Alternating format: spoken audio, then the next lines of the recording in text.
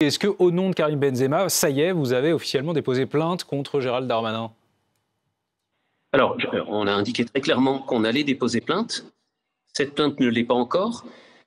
Je le dis et je le revendique, je veux prendre du temps. Une plainte, c'est quelque chose de sérieux. Et on ne peut pas reprocher, comme nous le faisons, à des ministres ou d'autres personnalités de tenir des propos inconsidérés et peut-être en y réfléchissant pas suffisamment, et nous précipiter nous-mêmes. Donc nous prendrons le temps, mais nous poursuivrons en justice. Vous prenez le temps aussi peut-être parce que le fondement juridique est incertain?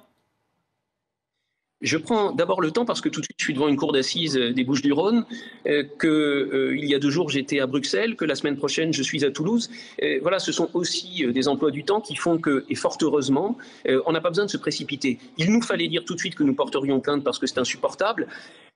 Je constate que les propos sont parfois de pire en pire, en sorte qu'on se demande même si le mieux n'aurait pas été juste d'annoncer cette plainte et puis de cesser de communiquer. Vous voyez, je le fais, mais je ne suis pas sûr que je le ferai encore beaucoup. Mais je reviens à ma question, sur quelle base juridique poursuivriez-vous Alors, en ce qui concerne Gérald Darmanin?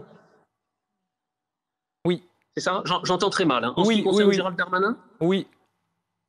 Alors, la disposition que j'entends viser, c'est une disposition sur les fausses nouvelles qui est contenue dans la loi de 1881. J'aurais aimé pouvoir opposer les dispositions sur les fausses informations, qui sont une loi plus récente voulue par ce gouvernement, parce que les fausses informations sapent la démocratie, et c'est vrai. Sauf que c'est une loi électorale, dans un contexte électoral, dans une période électorale, et que ce n'est pas le cas ici. Donc on ira sur un texte plus général et plus ancien, mais qui a tout son sens, des fausses nouvelles qui troublent l'ordre public. Est-ce que vous avez pu échanger ces dernières heures, ces derniers jours avec Karim Benzema au sujet de la polémique le concernant en France? Alors bien sûr, j'en ai parlé avec lui. Je crois qu'il y a une chose qui est importante et qu'il ne m'avait pas dite jusqu'à il y a très peu. Il me disait, moi je passe mon temps à faire l'objet de dénonciations assez ignobles par des gens qui ne me connaissent pas et que je crois profondément injustes. Mais après tout, c'est ma vie, je suis une personnalité exposée, je peux éventuellement non pas le comprendre, mais imaginer que c'est inévitable. En revanche, là, ce que je vois, c'est que mes enfants sont profondément meurtris de lire, d'entendre qu'on traiterait leur père de terroriste. Et ça, c'est d'une violence inouïe. C'est le résultat de propos inconsidérés, inadmissibles, d'un ministre de l'Intérieur notamment. En aucun cas, ce soir, vous nous dites que Karim Benzema, dans son mode de vie, pratique un islam rigoriste? Mais enfin, écoutez, il pratique un islam de manière observante, si je puis dire. Moi, quand j'ai des proches de moi qui décident, parfois même relativement du jour au lendemain, d'aller à la messe tous les jours, je ne vais pas m'insurger en me disant c'est inadmissible, c'est leur pratique. Ensuite, je regarde dans leur comportement, s'ils ont des comportements où ils méprisent la liberté des uns et des autres, des femmes notamment, s'ils ont des propos véhéments à l'encontre de ceux qui ne pratiqueraient pas leur religion, ça n'est pas le cas. Donc, qu'ils soient observants, ça ne me gêne pas. C'est sans doute une réalité.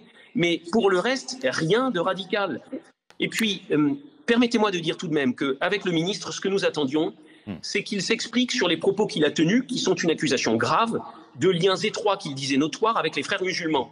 Chacun aura compris, non seulement qu'il n'a pas un seul argument pour soutenir ce qu'il avance, puisque c'est faux, mais qu'il a détourné le débat d'une manière scandaleuse, avec un chantage odieux en plus, parce qu'il instrumentalise aussi le professeur victime.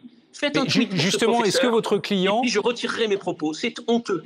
Est-ce que votre client compte, comme l'appelle à le faire le ministre de l'Intérieur, poster un ou des messages sur les réseaux sociaux à la mémoire de Dominique Bernard, ce professeur, ou à celle des victimes de l'attaque du Hamas? Mais enfin, est-ce que vous vous rendez compte de quelle manière c'est demandé?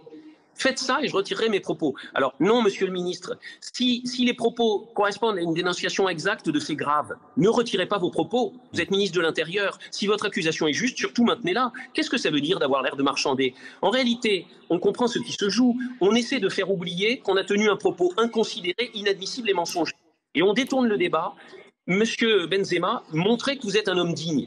Écoutez, faire un tweet dans ce contexte-là, moi, à titre personnel, je ne le ferai pas.